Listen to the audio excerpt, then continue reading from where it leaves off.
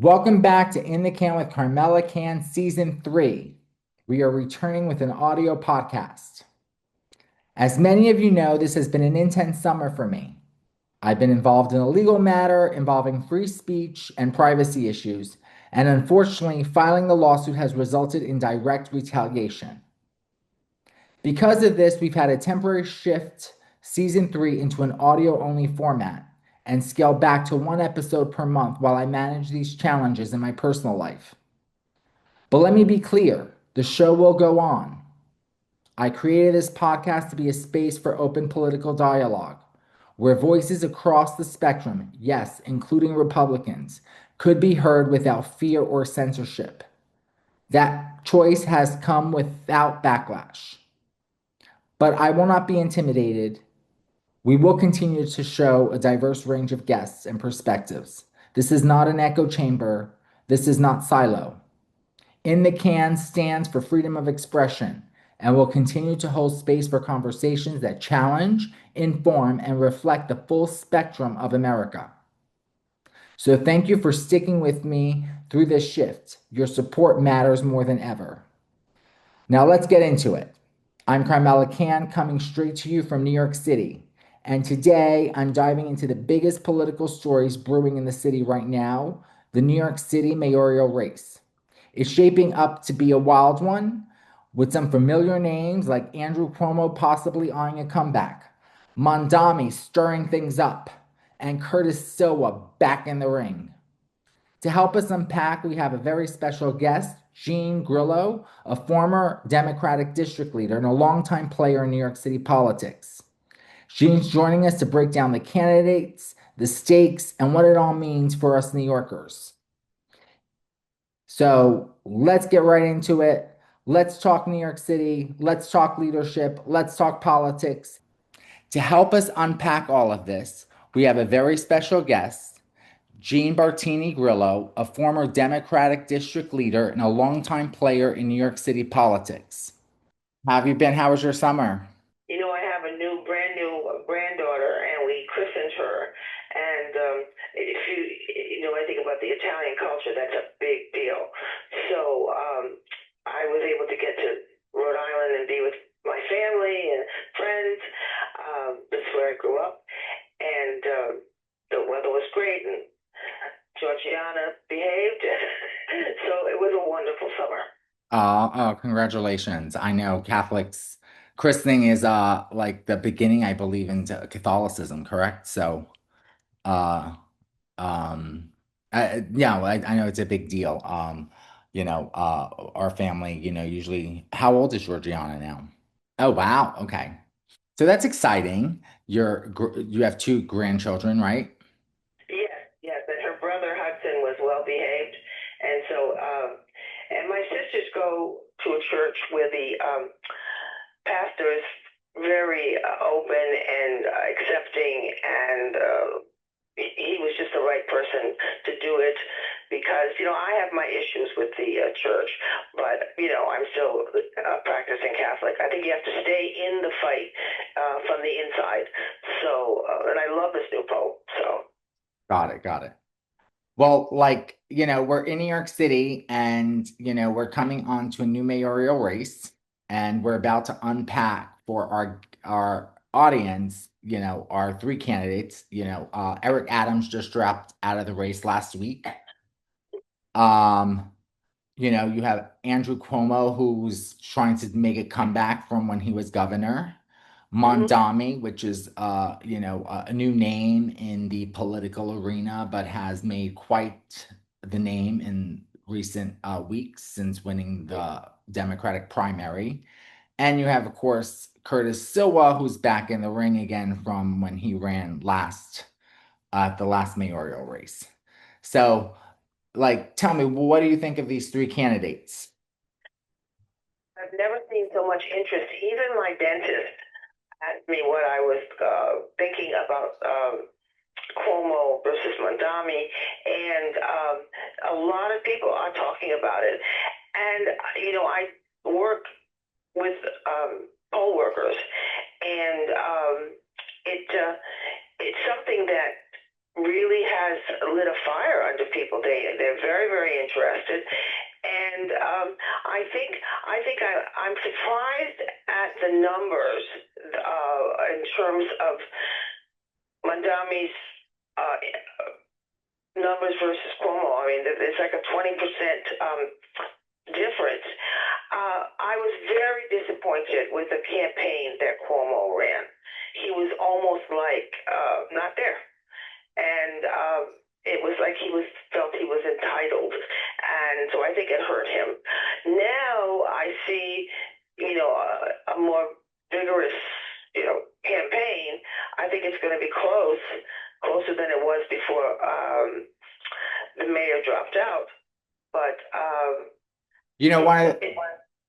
Mm-hmm. You know, Mamdani's getting a lot of heat, coming not only from here in New York politicians, but from other players within the country. People are calling him a socialist. I guess he identifies as a political democratic socialist. And just for our audience, according to Wikipedia, what a democratic socialist is it supports political and economical democracy. It endorses reformist and democratic approach towards achieving social equality and a modern practice, including those to welfare states, social justice policies, and regulations of markets and more equitable distributions of income. Do you agree with that definition of Democrat socialist? That about someone who is a democratic socialist is they forget the word democratic that's in front of the name. In other words, he's not a socialist.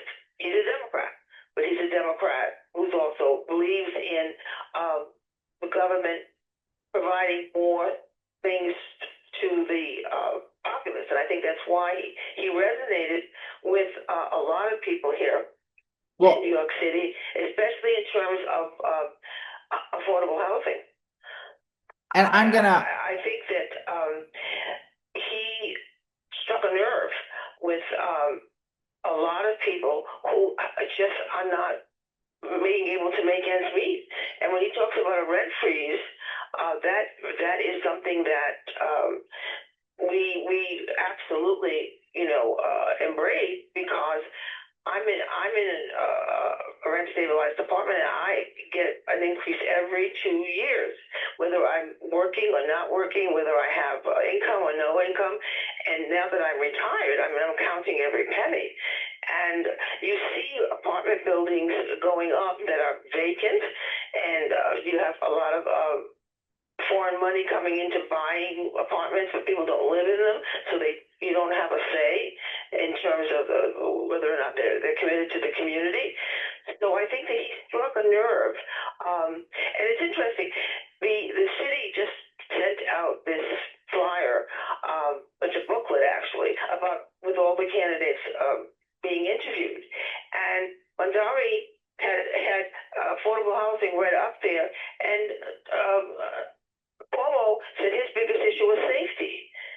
Well, I don't think that is the biggest issue here. Well, I think that you had, and I want to, before we even get into that, I just want to come back a little bit to that definition of socialism. I like to reword it a little bit or refocus it as in government having more guardrails on capitalism. So I think that when we talk about policies, when we talk about guardrails, I mean, you have various agencies that people can't do business without having certain things in place. And I think that I like to define socialism as an idea of having some guardrails, because whenever you have an open capital system where there are no guardrails, people can get hurt. And having some sense of balance is not always a bad thing. I just think that people take that word and start running with the definition of what socialism means and interpret that in sometimes ways that is not what the definition really means, if that makes sense. So going back to guardrails, government always plays a role when it comes to you know, keeping people safe and bailing out when things get out of control. Like you said, we have Medicaid, we have programs like on. I remember when I was a young person and I would hear commentators saying, well, the Democrats are really successful because they're big champions of Social Security and preserving it and strengthening it. And the Republicans saying it's all going to be going away and we shouldn't have it and we should change it. And it never really registered with me until I started to collect it. And now as a retiree, it is a lifeline for me. And it is a total, government program, but we contribute to it. So it's really our money being handled by the government. And that's what I think is the perfect blend in terms of democratic socialism. In other words, the socialist part of it is people being taken care of, but it's also the government, regulates it and distributes it, which is what a government should do. Yes, and I think that most countries have regulations and have laws in place and policies in place to protect people. And I think that I'm, someone who I'm for capitalism. I'm also for socialism. I think two can be correct, can be in the same system. I think that whenever I think of the analogy of the scales of justice, and whenever things get off balance, one is there to kind of rein the other one in, so to speak, and that's creating some kind of balance in the system. If that, I don't know if you get my analogy here or not. Um, because In Europe that have many more guardrails in terms of how they take care of people, and there's still giant democracies. I mean, you look at France, you look at England, the UK, Norway, all the Scandinavian countries. I had a friend who moved to Norway, and before she even sat down in her apartment, she got a whole printout of these are all the services that we have for you, including medical, dental, all kinds of other things, because they are able to take care of their people through government. So that's why the democracy part of it is very crucial in terms of democratic socialism, because you still get to elect your people, you still get to have a vote. That none of that's taken away. The government is unlike in Russia, where when the Russia collapsed, the USSR, and all of a sudden all these oligarchs got to buy up the giant industries, the oil industry and the gas and this and that, and become zillionaires. We, if the system works, have a chance to succeed, but still have our basic needs taken care of, like health insurance. Not to get off on another topic, I was just on the phone with a friend the other day, and when something that popped up was this: today we have so many politicians who have been accused of crimes, whether or not they've been found guilty, whether it's Trump, who, had certain things with January 6th. You have Cuomo, who's been accused of, certain allegations around sexual harassment. You have our current mayor, who's also had issues around campaigning. It's almost like the new political mantra today is the standards have now changed to, if you don't have allegations against you, you're not going to get elected. A new willingness to look the other way with people who have, issues.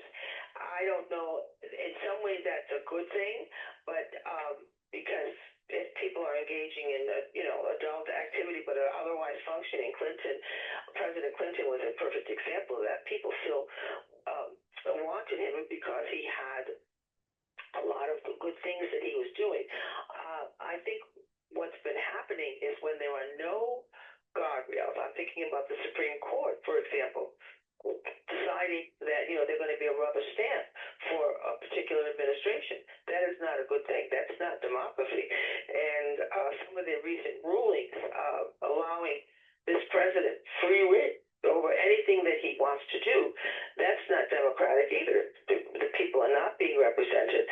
I know that the president likes to talk about how, what a big win he had when he got reelected. It was a very narrow win in terms of how many millions of people voted for him versus how many millions of people voted for Harris. So I think that democracy is the key here. And also, it's look at Bernie Sanders. I mean, he's been in the Senate as a Democratic socialist for years, and he has a huge following. He's going across the country. He's gathering huge crowds of particularly young people who want to hear what he has to say. And nobody's had any problems with that label being attached to him. So I think it's a fool's errand to try to pin socialists onto Mamdani. He's not. He was elected by the people in an election. That's the Democratic part of it, and he has some interesting ideas about how to help people's lives in terms of what the government can do. I like the idea of the buses. For example, I'm a big bus taker. I don't take the subway. After 9/11, I stopped going underground. I only take buses. And there was an experiment on the street where my daughter lives, 116th Street, with a free bus for the summer. And it was wonderful. I mean, I hear you. There's a lot of people who think that, including our current mayor and former governor, who think that he's not going to be able to deliver on some of these promises. One of the things I think that people are concerned about Mamdani is his age and, of course, his maybe political experience in terms of running such a major city of over 300,000 civil service workers, and that, caters to 18 million people who live here. Again, but I think of someone like Pete Buttigieg, who is also, I would say, within the same more or less age group of Mamdani, and very equipped, and was mayor himself, and who I was a big fan of. So I'm not so concerned with age on that end. In terms of, I mean, it's interesting. It's an interesting election, and just to play devil's advocate, I know you talked about the president, wins by a small margin. I also have to say that people did not really. I did not expect him or think he was going to win, but he did, and that also says where America is at in terms of thinking. So, as much as I think a lot of people were kind of short-sighted in, even though there had been people out there saying that there were a lot of Americans that were, what's the word? Not happy with the way things are going. I think that's kind of what's going on in New York, why some of the, we have candidates like Cuomo, the establishment, people are tired of the establishment, so to speak. And I think Mamdani is a fresher voice, and that's why he's doing well, because I think people are just not liking the way the establishment is and the way things are currently going in the city. Like you talked about economic issues, kitchen table issues that affect New Yorkers every day, such as rent, such as, groceries. And I think people are finding themselves getting priced out of the city, and the city getting to a place where, there is a lack of jobs, or at least a lack of jobs that can afford them a quality of life, so to speak. Does that make sense? Young people are supporting Mamdani is that these are the people that are graduating from college and they can't get a job. That is unheard of in the past, and that's the reason he's resonating with so many young people, is they understand that one of the biggest detriments to somebody coming to New York City and establishing themselves is rent.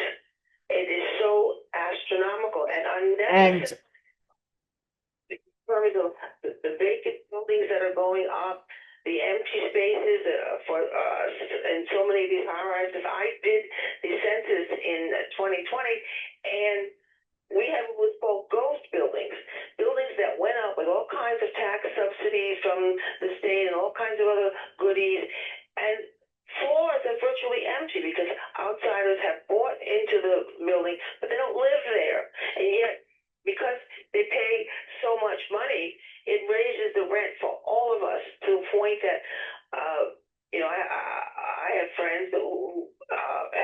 fabulous jobs, and they can't afford to buy something here in the city. Well, I'm And gonna, so you many know, of them are thinking about moving out. And if we lose the young people, then this city loses its vibrancy. I mean, as you know, I'm also a licensed real estate broker by trade. And you know, one of the issues, yes, is real estate in this. And I think that one of the concerns I think that we won't get is you talked about rent stabilization, how you're grandfathered into a system that does have guardrails. And the sad part is that people that are market value, I think we do have to bring rent stabilization back or some levels of it, even in market, because things are getting out of control and a lot of people don't have the rights that they deserve.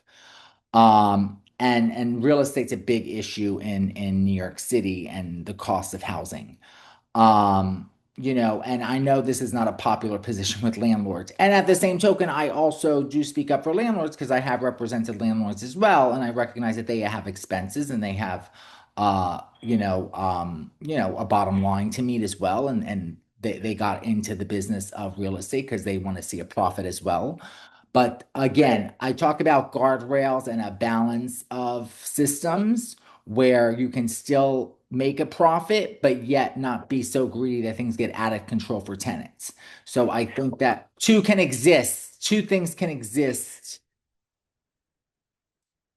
It doesn't always swing the way I would like it to, but we have a rent guidelines board here that is, you could consider it a socialist thing because, you know, they have tenant members and then they have the city appoints people to it and they decide what rent control and rent stabilized people, how the increases would be in effect.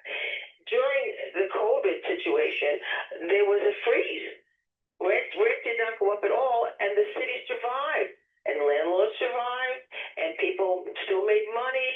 So it makes you understand that you need to have that input from the people, Yeah. which is the socialist democratic idea is having a say in the government and having the government work with you to. Well, the other argument is if there's too many guardrails, you have developers that won't want to be built, and you know you have a lack of real estate going on. But I do believe two things can be true, where you can see a profit and yet not be so extreme, where tenants have rights as well. So I think two can exist in the same ecosystem, and I think that the correct policies can be had. And if I had advisement to give to the next mayor, is not so much to focus on people who fall under rent stabilization, but to bring some kind of rent guidelines for those who are market value, because I see situations where someone's paying a $6,000 broker's fee, and then 2 years later, the landlord can decide I'm not going to renew their lease because they have no protections, and they're forced out into another situation where they have to spend an extreme amount of money. And that's not fair if they've been paying the rent on time, if they've been a tenant in good standing, or that they should live in fear of speaking up to any rights because their lease may not get renewed.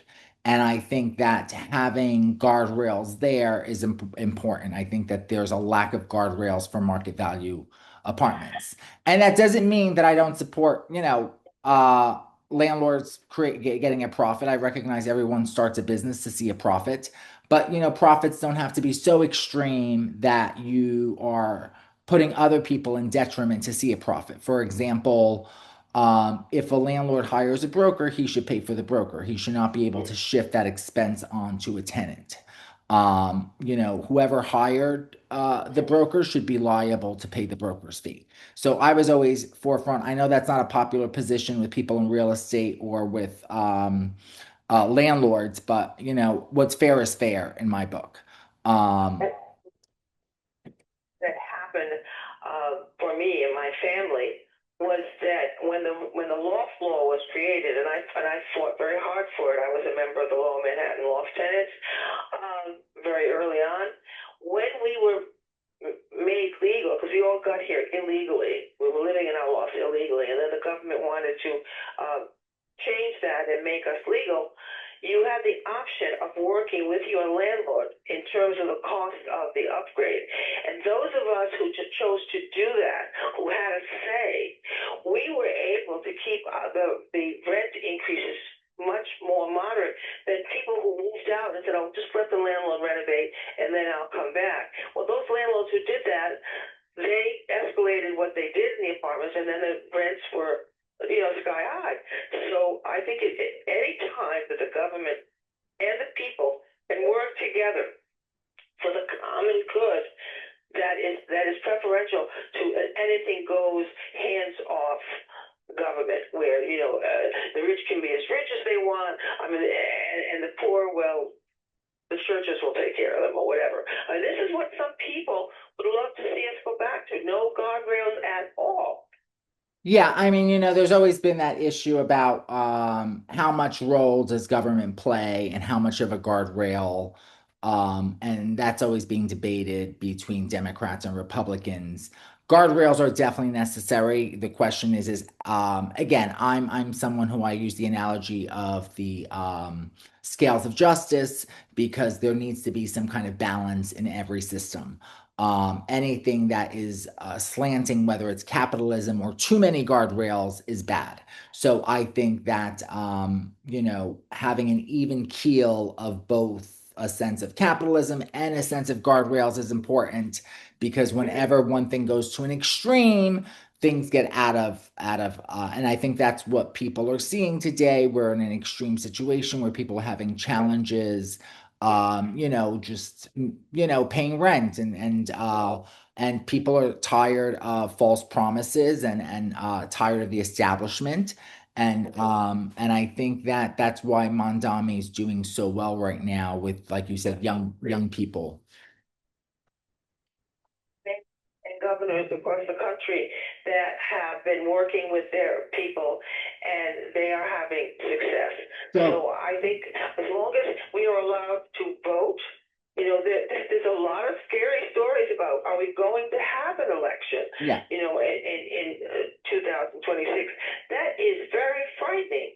That is a very frightening, discussion. We should not be discussing that at all.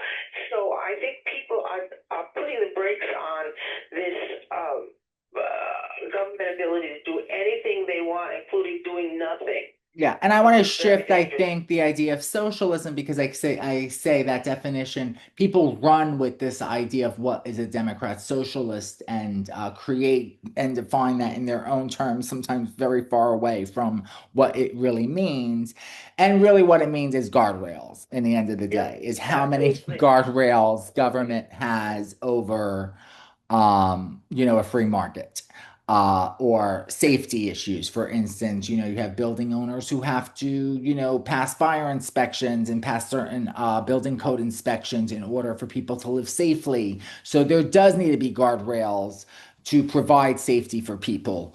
And it's, whether we're talking about economic guardrails and how people do business, or we're talking about, transportation or any type of system.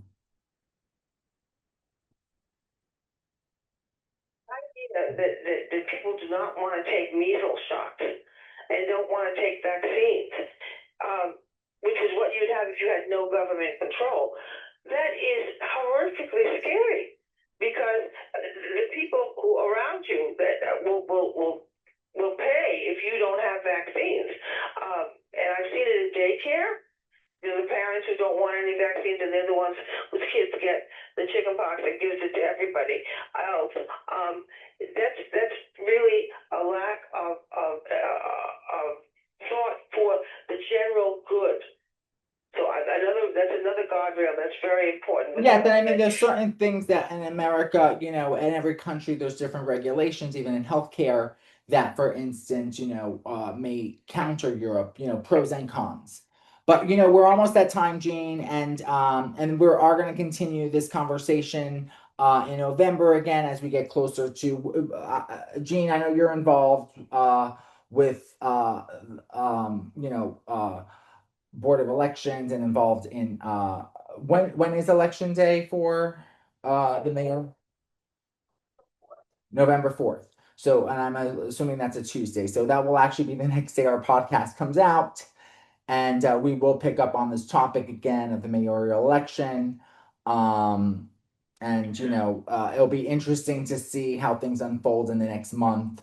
We didn't get into a lot of the candidates as more we got into like some table issues, but these are table issues that New Yorkers are kind of facing. I can talk to you anytime, as you know. Yeah, thank you so much, Jane. We're always happy you were in season 1, season 2, and thank you for opening my season 3. Okay, good. Bye-bye. We'll talk soon. Okay, thank you.